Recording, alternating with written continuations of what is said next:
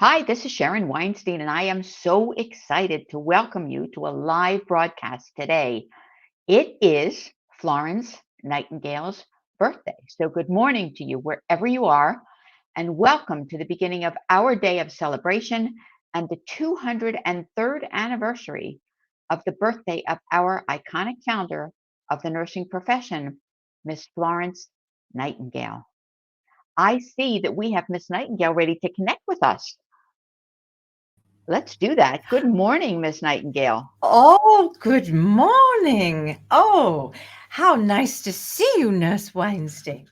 And how wonderful to see you today. First of all, may I be the first to wish you a happy birthday. And secondly, please do call me Sharon. Oh, all right. I will. Thank you so much.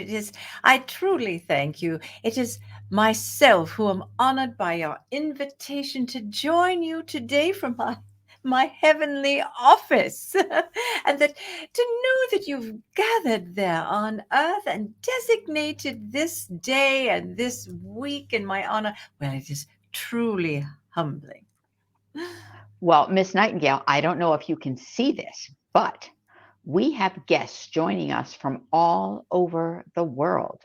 So I'd like to turn my attention to them right now and ask our viewers, if you would, please write in the chat the city you're from. And if it's outside North America, the country, please do share with us. Let's see what we get. Lots of comments here. I'm so excited. Oh, from Dr. Claire Bidenhorn. Thank you, Claire. Happy birthday, Florence. Ah. And Claire, tell us exactly where you're from for those who don't know. And now, while she's doing that, Miss Nightingale, I know our viewers will have some questions for you, but we have limited time. So I'd like to ask our viewers, please, if you have a question for Miss Nightingale, you are invited to create a one sentence question in the chat, and we'll get to as many as we can, but I promise you, we will get to them all. Welcome, Pam from Ontario, California, who wishes you a happiest birthday. Thank you, Pam. First, I'd like to hear from you, Miss Nightingale. I know our viewers would as well. What is the message that you've brought to us today? Oh, Please share. thank you. You might know that in my life, the only woman who would have publicly addressed any audience such as this was Her Majesty the Queen, Victoria. So it is truly an honor. In my time, I would like to just explain that when ladies congregated, it was usually for the more practical purposes. As a rule, they busied themselves with needlework, knitting, and other nothing. And that when they spoke among themselves, the subject was likely fixed on either, well, personal character development or personal character assassination. Ooh, Seldom, oh, it's true, and seldom did they express political views or news outside their social circles, unless, of course, it concerned the queen and her court and the couture, the fashion of the day. And I tell you, because I found these pastimes insipid, I became the odd duck. But more pleasantly, here we are today, and now I am here and knowing that you, my proteges, well, I tell you, you are my prodigies too, as I had no children. You've carried on, you've enlarged the profession of nursing. Well, it fills me with such pride. I am forever grateful to you that you've also been called to a higher purpose. Now, I know recently, during your pandemic, we had one of our own. Those of you who served clinically at the bedside, you saw the Grim Reaper take a tremendous toll, and I recall those difficult days of my own practice. I hope you will remember to keep yourself safe as possible, even though now the COVID restrictions have been lifted and you have the blessed benefit of protective equipment that we merely imagined. But still, remember, during your close encounters of the physical assessment time, Ask the patient to turn their head away from you while you are assessing the body. It is a safety precaution. And wash your hands. Wash your hands. Wash your hands, ladies and gentlemen. Now, I also have a message for those of you, ladies and gentlemen, who have the ominous position of administrative decision making. That is also a heavy burden. My reminder: be cautious with criticism and generous with praise, Oh, I love it. Well, we nurses, we never mean harm. We put empathy and concern into action. That is the heart and the art of nursing.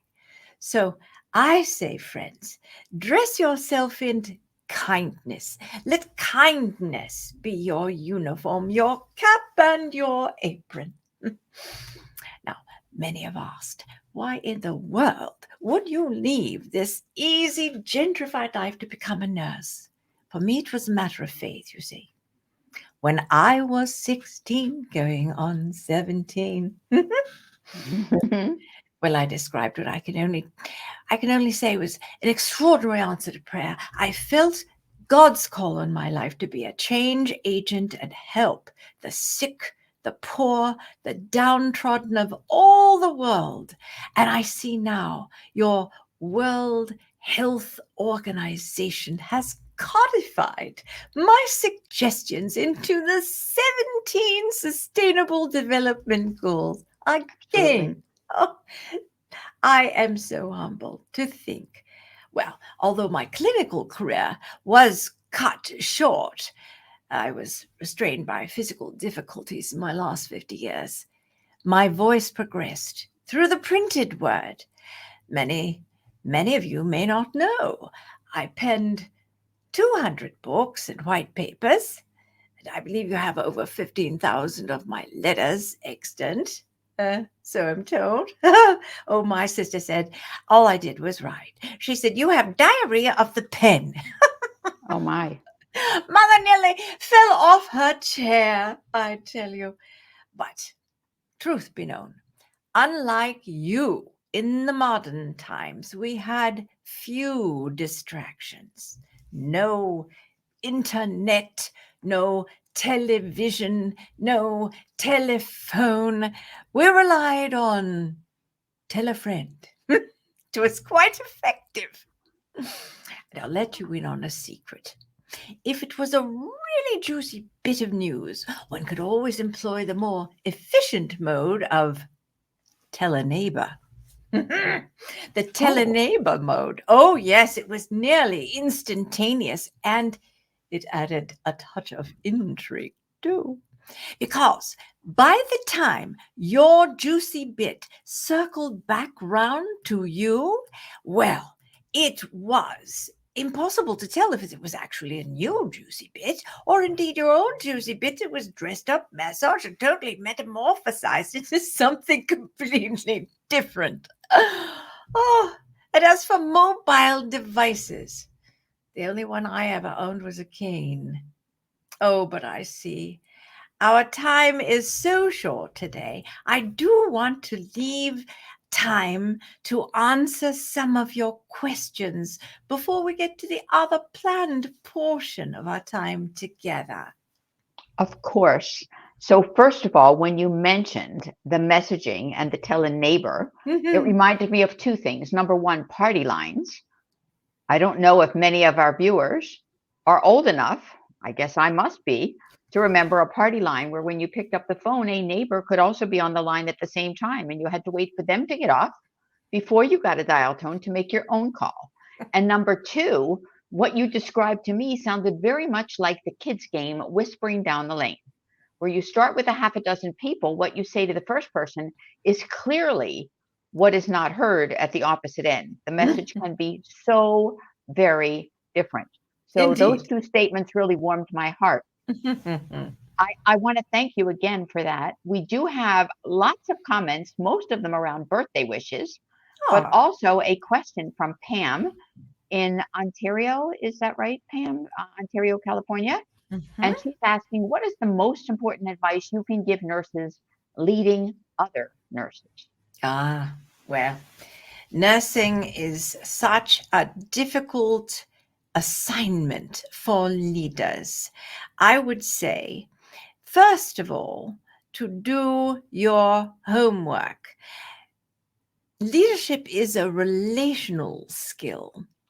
And by the homework, I mean take the extra time to get to know as many of the people who you employ or your team, those you work with if you're not the employer. And do not be a ghost. Do not hide behind an office door. Walk around, uh, what do they say? Catch someone doing the right thing. This encourages people. Listen. Do not tell people that you're too busy to talk then.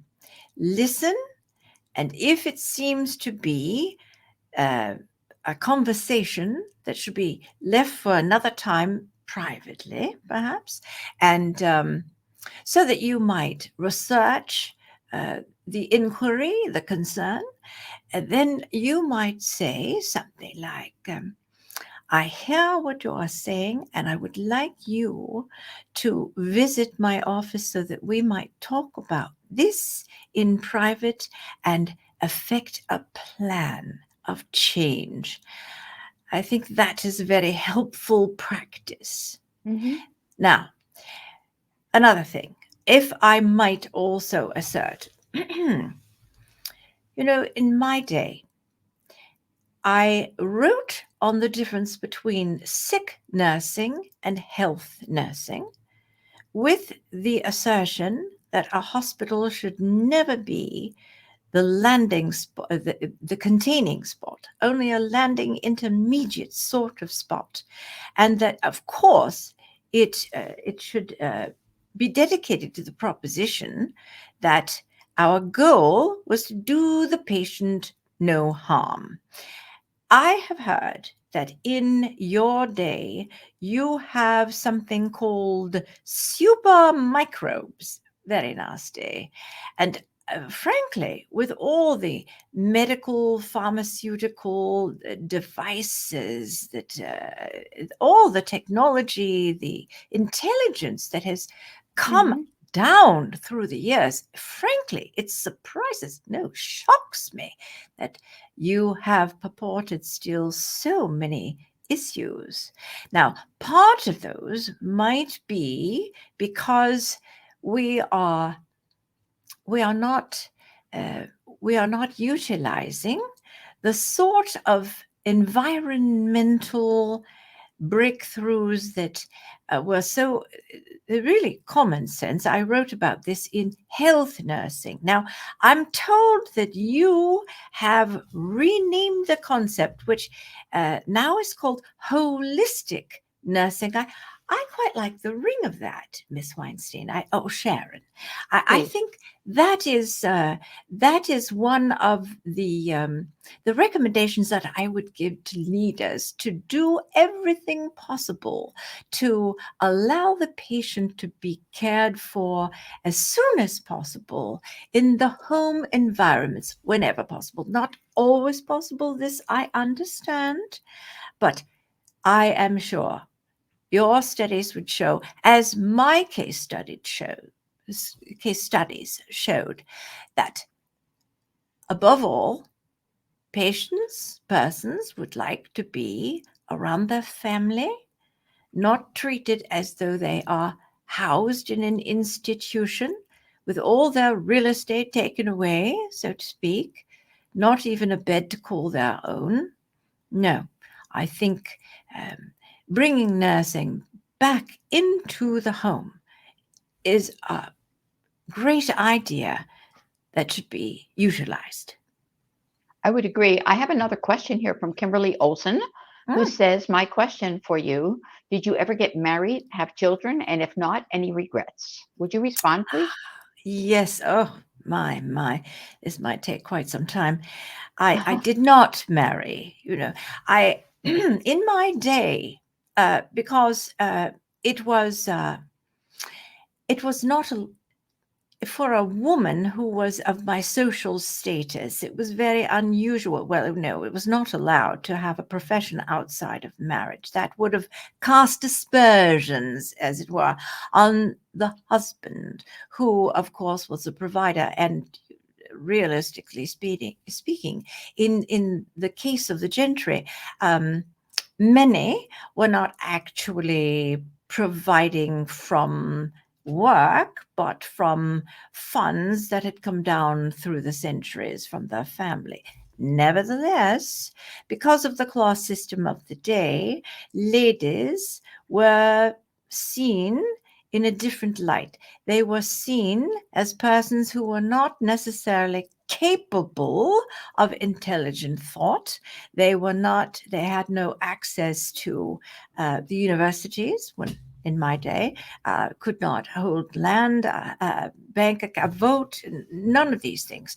And I was vehemently opposed to this a waste of intelligence in women. I wrote quite a lot of this harm quite even before I set off to formalize my nurse's training. You might have seen a small, I called it a novelette, Cassandra, and that addresses these thoughts that there is a waste of humankind in women. And now getting back to the point, because of my strong views on this, I was courted and enjoyed the company of men, yes, engaged even so. And the main suitor that I had early on, who was engaged by my parents, was a wonderful man who was a poet and an aristocrat, of course. And because we enjoyed poetic and intellectual sensibilities, he was an encourager.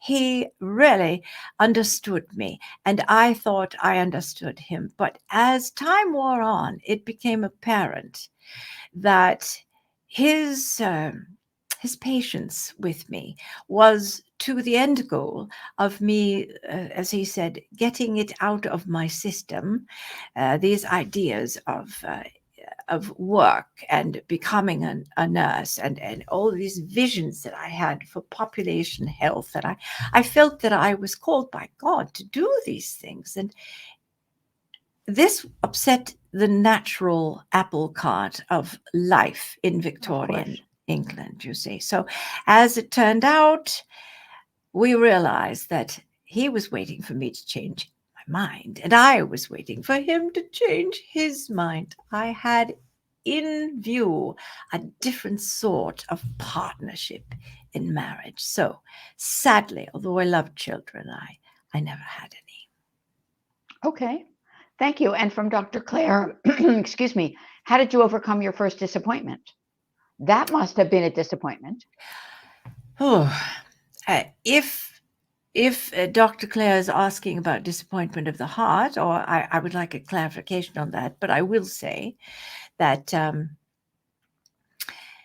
I threw myself into my work, and it was the promises of Scripture that the Father would never leave me or forsake me that brought me through, because my family at the time, before I achieved notoriety, was certainly not in my corner. But I will tell you, friends, good friends, the Bracebridges, oh my goodness, Selina and her husband, we called him Mr. B, they were like surrogate parents to me. She was my spiritual mother in a way, encouraging. It's interesting because Michelle now says, Michelle has a great sense of humor. I see a Netflix series. So do I, Michelle. I want to thank you, Florence, for responding to those questions. You mentioned the difference between then and now, between then and our quote modern times. Inquisitive minds want to know, especially based upon Michelle's recent question, did you ever, or would you, Would you FaceTime? Uh, I assumed we're having that now. Are we not? More or less, yes. More or less, using a different tool, using StreamYard, but yes, similar. Oh, yes. Would you then use Facebook? Oh, my mother complained my face was always in a book. I think that's not quite the same Facebook, but I certainly get it. What do you think about Instagram? Instagram. Oh, how very modern, how very innovative. You Americans, so wonderful. The idea of a woman like me who was childless to suddenly be a grandmama. Oh, it tickles me. I'm for it. I'm so glad. Well, we have a couple more comments. One from our colleague, Melissa Birdie, who says that you are such a pioneer. If you were with us now, what would you identify as the greatest opportunity? Oh, well, this internet, this is something I love that the reference of the internet is in the cloud, because of course that's where I live now, in the cloud. I would learn more about it. I would learn, how do they say, coding. Ah, I'm always interested, is it not true, as nurses we we love to research and to find the evidence for what it is that we are purporting in terms of change. I always say, to buttress your claim with data and you will succeed. So if this is a way to learn that, and of course improvisation is always important, to feel free enough to bring up an idea and banter about. Yes, these are the ways that innovation succeeds. Oh, I certainly agree. And Melissa Birdie, as the Dean and Vice President of Purdue, is certainly a leader in the innovation field. We also have a Happy Nurses Day wish from Yelena Stempovskaya from Moldova. Thank you, Yelena, for your warm wishes. I want to talk to you a little bit about the fact that you may know that I've dedicated a portion of my life, certainly the past 20 years or so of my life and career, to the concept of work-life balance. So I'm really glad that you mentioned holistic nursing. Work-life balance is the secret to my success, and I know that you have something special perhaps to share with our viewers as well. Let's talk about that. Mm-hmm. Well, will there be games and puzzles? Well, you know, we know you worked very hard until well past retirement and that you succeeded in improving healthcare for so many on more than one continent. But as this is a birthday party, and many of you may not know that Miss Nightingale shares a birthday weekend with her avatar, Dr. Candy Campbell. But since this is a birthday party, I thought it might be fun to play a little game because every birthday ought to have some sort of a game. Do you enjoy games? Yes, my family play them quite often. Okay. Then why don't we get started and let's respond to the poll. So we have an important first impression around clothing. Okay. Let's respond to this poll. Which is proper for business attire? Which of these is proper healthcare business attire? And I hope we don't see too many of the ball gowns. Please answer in the chat using your real name. And if you would add to that your email address, that will help us later on when we're ready to deal with some prizes. So please respond. Which one is the proper healthcare business attire? A, that beautiful, beautiful, beautiful robe coat. B, a more sophisticated modern day outfit. And C, wow, it looks like somebody is set for a night on the town. Well, as for my opinion, of course, I think A is lovely, but perhaps not very practical if you're speaking of bedside nursing. Or running to a code. That is not going to get you there. Well, that is not going to work. Guide me here, Sharon. Would you say the middle costume is more common today? I would say it, and many of our viewers also say it. The first one to say it was Michelle. So yes, Michelle, that is exactly right.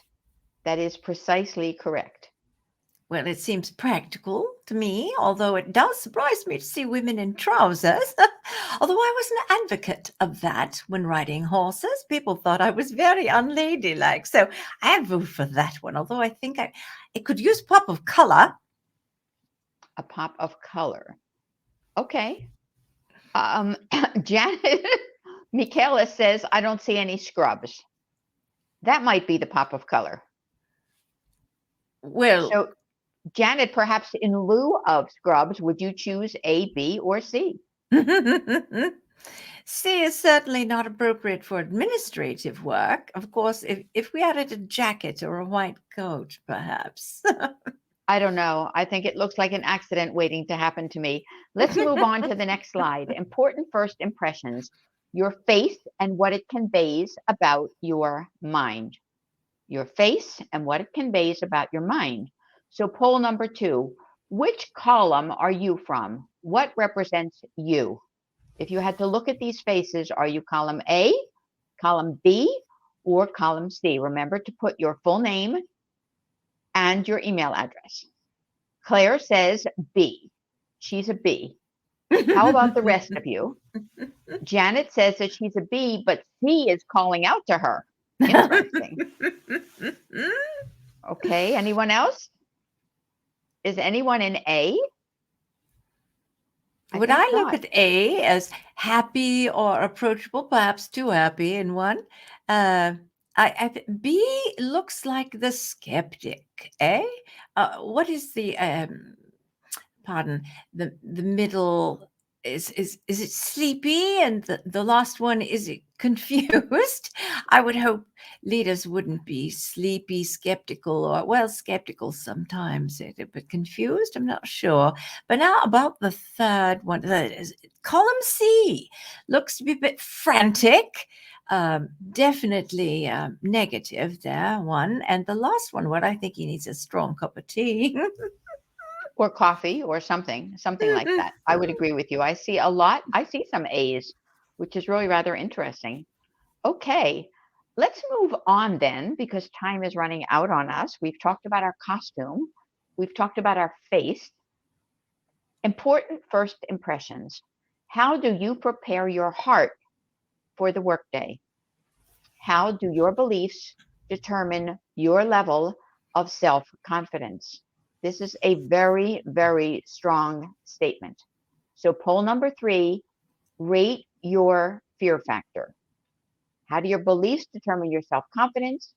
Florence, what are your thoughts while our colleagues are responding? I would look back in history to how the Greeks considered the heart. They call it the soul sometimes. They said it was tripartite. First, our thoughts or intelligence, emotions and desires, which of course determine the will. And those 3 things drive the choices, I believe, which determine our behaviors. And self-confidence is sometimes limited by our beliefs, don't you know, that guide the choices we make. And they are then similarly displayed on our faces. I believe so. So if someone is asked to present to a group or at the front of a room, what do you think? Do they run to the front of the room and grab the mic and say, here I am, I'm ready to go? Please listen to me. I'm so pleased that I have a voice. Do they just feel totally nauseated and feel as if they have to run to the loo and pee? Or do they wake up in the ER thinking, oh my God, what just happened to me? Do we have comments on this? We have a lot of comments on this. I have a lot of A's. I have a lot of bold, brave leaders who do run to the front of the room, grab that mic, and they're ready to go. And I have a lot who say that they're, for example, Claire says she's an A at heart. I don't see too much nausea. I don't see too many running to the loo. And I don't see too many visiting the ER either. Well, I don't see that happening. That's wonderful. As I mentioned in my day, this poll would be a moot point. However, I do recall my sister and I taking turns in our room, coaching each other on precisely what to say to father or mother to achieve some goal to get what we wanted. And then when we failed to succeed at pulling a blinder, we used to say, you might say pulling the wool over their eyes, we'd Yes, retreat to the bedroom and practice again. So if you are frightened, you must practice. it's interesting. This is really how we gauge our fear factor when we're involved in patient care, when we have to talk to a patient, when we have to engage in an encounter with a patient and or family members. This is really very, very important. So it's not just presenting or pitching an idea. It really impacts every single aspect of our care, doesn't it? Hmm, so true. It truly does. But still, I see A's. I see heart focused professionals who truly believe in themselves and their ability to address whatever comes their way. And that brings me, and I'm sure you, great joy. I'm sure of Indeed. that. Indeed. I'm sure of it. So let's move on to the next slide. Now, this is when we get to the most fun. As I said, Florence, it is interesting that you and your avatar, Dr. Campbell, share a birthday weekend, a big weekend. And it's also Mother's Day. So may Mm. we wish you both a happy birthday and offer some gifts. To those of you who responded to the polls, and so many of you did, I'm thrilled to pieces, and so is my buddy Flo, your email address allows us to award prizes. There are two prizes, and you will get both of them as a PDF copy. So the first one to respond to each poll, and many of you did, gets a double prize, a PDF copy of each of these books.